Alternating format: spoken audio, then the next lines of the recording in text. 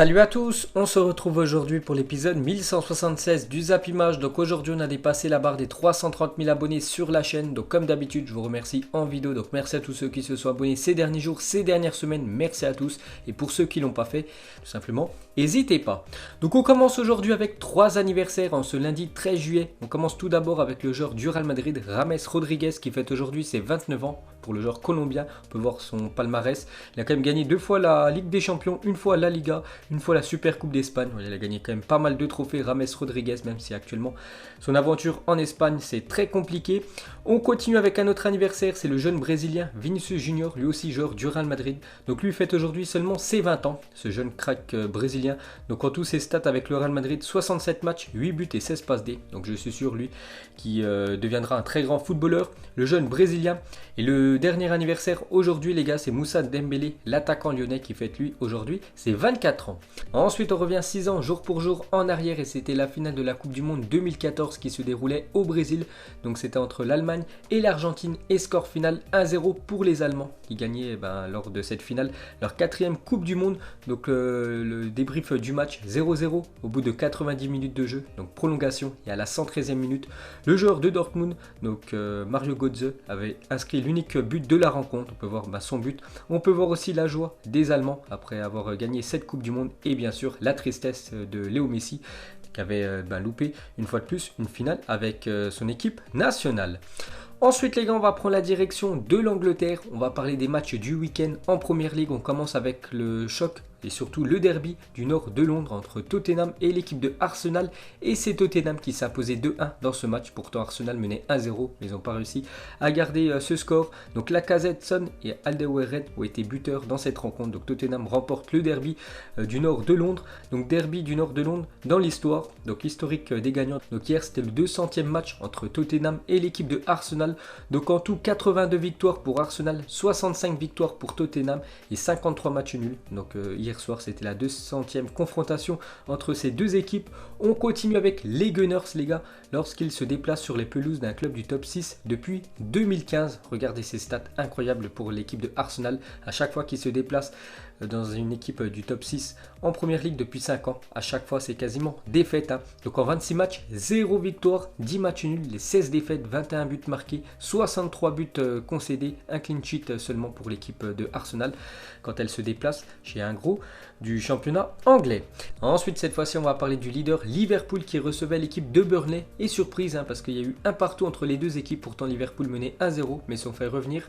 Donc pas de vainqueur entre Liverpool et Burnley. Donc Liverpool avec ce nul ne réalisera pas l'exploit de n'avoir que des victoires à domicile sur une saison. Parce qu'avant ce match c'était 17 matchs en première ligue à domicile, 17 victoires. Donc du coup, il y a eu un match nul. Ça fait un peu tâche. C'est dommage pour Liverpool parce qu'ils auraient vraiment joué à fond. Ils auraient pu gagner ce match et faire une saison entière en gagnant tous les matchs à domicile. Dommage pour eux.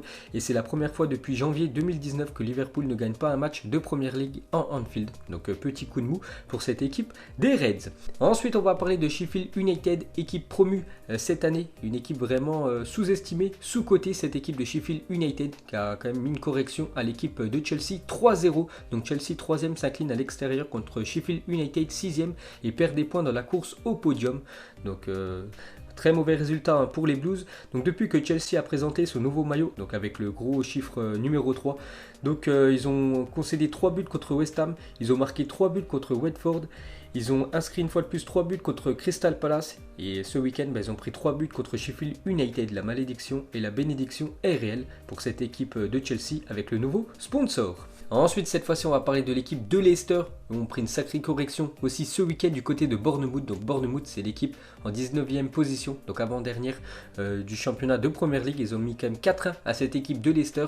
En 4e position, l'équipe de Leicester, on peut voir tous les buts de la rencontre. Pourtant Leicester menait 1-0, après se sont effondrés. Donc Leicester se retrouve 4e et voit Manchester United revenir à 1 point. Et Manchester United joue ce soir et So Yun-Kyu va manquer les 3 derniers matchs de la saison pour Leicester à cause d'un carton rouge direct. Donc contre Sheffield, Tottenham et Manchester United. 3 matchs très importants pour l'équipe de Leicester, surtout pour se qualifier pour la future Ligue des Champions. Donc quel coup dur pour les Fox dans la course à la LDC parce qu'ils perdent tout simplement leur meilleur défenseur. Ensuite, cette fois-ci, on va parler de l'équipe de Wolverhampton qui joue contre l'équipe de Everton. Et gros succès des Wolves, 3-0. Donc Wolverhampton s'impose largement et revient provisoirement à la 6ème place à 3 points de Manchester United. Donc ils sont très bien partis, eux, pour se qualifier en Europa League.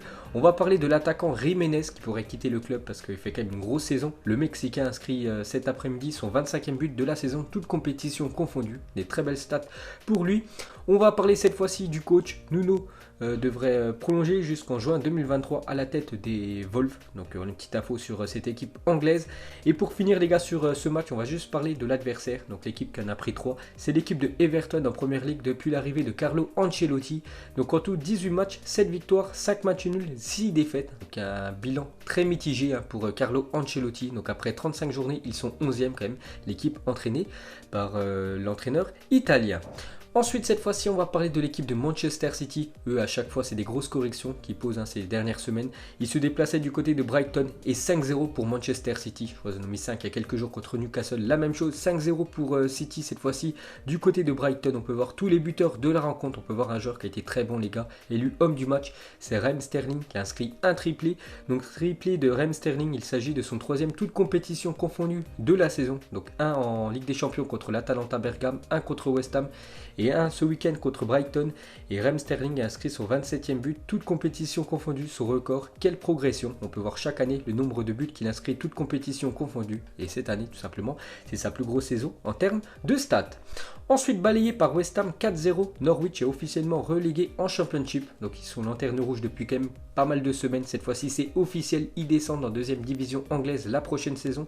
L'équipe de Norwich, donc Mikel Antonio, l'attaquant de West Ham, a inscrit un quadruplé face à Norwich, une première dans sa carrière. C'est lui qui a inscrit tout simplement les 4 buts pour l'équipe de West Ham contre cette équipe de Norwich. Ensuite, direction l'Espagne, on va parler du FC Barcelone qui se déplaçait du côté de Valladolid samedi et victoire du FC Barcelone seulement 1-0, mais ça donne quand même les 3 points. Donc le Barça s'impose difficilement à Valladolid, ils reviennent à 1 point du Real Madrid. Donc le Real joue ce soir, donc si le Real s'impose, ils reprendront 4 points d'avance sur l'équipe du FC Barcelone. Donc beau succès du Barça, même s'ils ont galéré, on les a quand même remporté le match. On va parler de Léo Messi est en feu cette saison, donc une fois de plus passeur décisif hier. Léo Messi, c'est vrai que ça fait pas mal de temps quand même qu'il n'a pas marqué, mais fait beaucoup de passes D ces derniers temps. Donc Léo Messi, cette saison en Liga, c'est quand même 22 buts, 20 passes décisives. Il devient le 2e joueur à réaliser cette performance depuis Thierry Henry. C'était lors de la saison 2002-2003 pour un joueur sur une saison en championnat de marquer 20 buts minimum et faire 20 passes D. Donc Léo Messi réalise actuellement cette stat incroyable. On continue avec lui, donc elle est le premier joueur à avoir effectué 20 passes décisives en Liga depuis Xavi en 2008-2009. Donc encore une stat vraiment pour vous montrer que l'Argentin niveau passe D cette année c'est costaud. Cette fois-ci les gars, on va parler du gardien. Marc-André Ter Stegen est devenu le 5e gardien de l'histoire du club à réaliser le plus de clean sheet en match officiel. Donc toujours ce classement dominé par Victor Valdés, en tout 236 matchs sans prendre de but pour l'ancien gardien espagnol. On peut voir que Ter Stegen maintenant est à 99 matchs sans prendre de but. Ensuite on va parler d'Antoine Griezmann, on va parler de sa prestation contre Valladolid, une prestation très compliquée pour le français. Donc le nouveau match horrible d'Antoine Griezmann ce week-end face à Valladolid. Donc déjà il jouait en numéro 9 vu que Luis Suarez a commencé sur le banc. Donc c'est son positionnement favori, Antoine Griezmann dans l'axe et en attaque. Donc en tout il a touché seulement 15 ballons, une énorme occasion ratée. Il est à 3 mètres du but, il s'est complètement foiré, l'attaquant français. Donc il est sorti à la mi-temps, vivement la fin de ce cauchemar pour Grisou. Donc il est sorti à la mi-temps, normalement c'est sur blessure. Donc Antoine Griezmann souffre d'une lésion musculaire au quadriceps de la jambe droite et est forfait pour le reste de la saison de la Liga d'après Mundo Deportivo. Donc gros coup dur pour Griezmann qui a foiré son match et aussi maintenant qui est blessé jusqu'à la fin de la saison en Liga. Donc peut-être il sera là pour les matchs en Ligue des Champions, mais pour les matchs de Liga, les 3 derniers matchs du FC Barcelone, il sera forfait, l'attaquant français. Ensuite pour continuer avec lui, donc il y a un an jour pour jour, Griezmann signé au FC Barcelone contre 120 millions d'euros et cette année du côté du FC Barcelone, c'est une saison quand même très compliquée pour Antoine Griezmann. Donc voilà, il y a un an, il rejoignait cette équipe du FC Barcelone. Donc en tout, il a fait 46 matchs, 15 buts, 4 passes D. Donc comment jugez-vous sa première saison, véritable flop? Doit-il quitter le Barça? Donc je pense qu'il doit encore rester au FC Barcelone, essayer de s'imposer dans cette équipe blaugrana. Ensuite, cette fois-ci, on va parler de l'Atlético Madrid qui jouait ce week-end contre le Betis Séville et victoire 1-0 de Madrid. Et c'est Diego Costa qui a marqué l'unique but de la rencontre. Et grâce à cette victoire, l'Atlético jouera la saison prochaine la future Ligue des Champions. Ensuite, direction l'Italie, on commence avec l'énorme choc samedi soir entre la Juventus et l'Atalanta Bergame, futur adversaire du Paris Saint-Germain en Ligue des Champions. Et score final 2 partout. La Juventus a eu très chaud dans ce match parce que l'Atalanta Bergame menait 2-1 à la 89e minute et CR7 a marqué le but égalisateur à la 90e minute. Bon, sur penalty, c'est vrai que Cristiano Ronaldo a inscrit un doublé ce week-end sur penalty. Donc score final 2 partout entre ces deux équipes. Donc on revient déjà sur l'incroyable forme de l'Atalanta Bergame, toute compétition confondue. Donc on peut voir qu'à chaque fois il y a quasiment du vert. Donc ça veut dire victoire pour l'Atalanta Bergame qui a quand même gagné contre l'équipe de Valence, l'AS Roma, l'équipe de la Lazio de Rome, l'équipe de Naples et match nul contre la Juventus pour vous dire que ça va être très compliqué quand même pour le PSG de se défaire de cette équipe italienne lors des quarts de finale de Ligue des Champions dans un mois.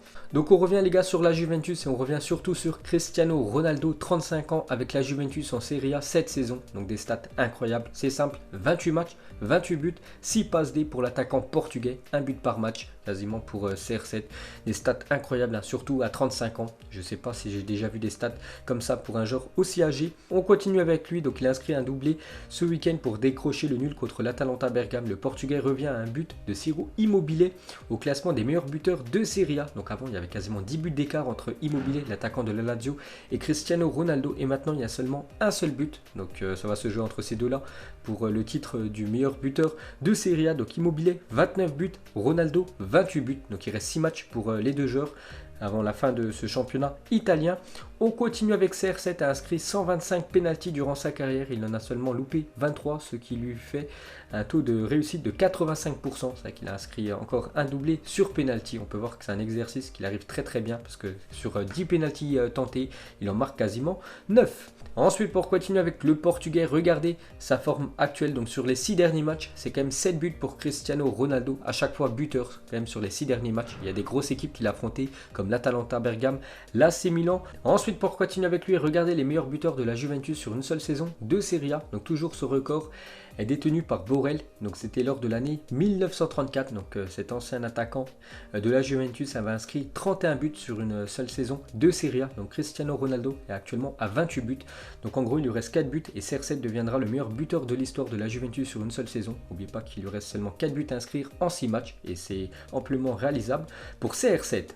Ensuite, pour continuer avec lui, il est maintenant dans le top 25 des meilleurs buteurs de l'histoire de la Juventus après seulement 2 saisons passées au club. Encore une stat incroyable sur le Portugais. Ensuite, on continue avec les autres résultats en Serie A. Et encore une grosse désillusion pour l'équipe de la Lazio, qui était la lutte avec l'équipe de la Juventus. Mais sur les 3 derniers matchs, c'est quand même 3 défaites pour l'équipe de la Lazio, qui s'est inclinée une fois de plus ce week-end à domicile 2-1 contre l'équipe de Sassuolo.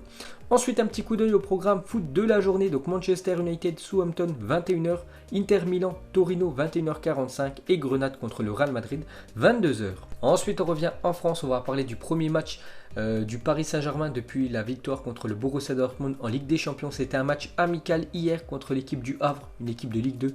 Et succès du Paris Saint-Germain, 9-0. On peut voir des buts inscrits par Icardi, Neymar, Mbappé, Gay, Sarabia. Donc tout le monde a marqué dans l'attaque parisienne.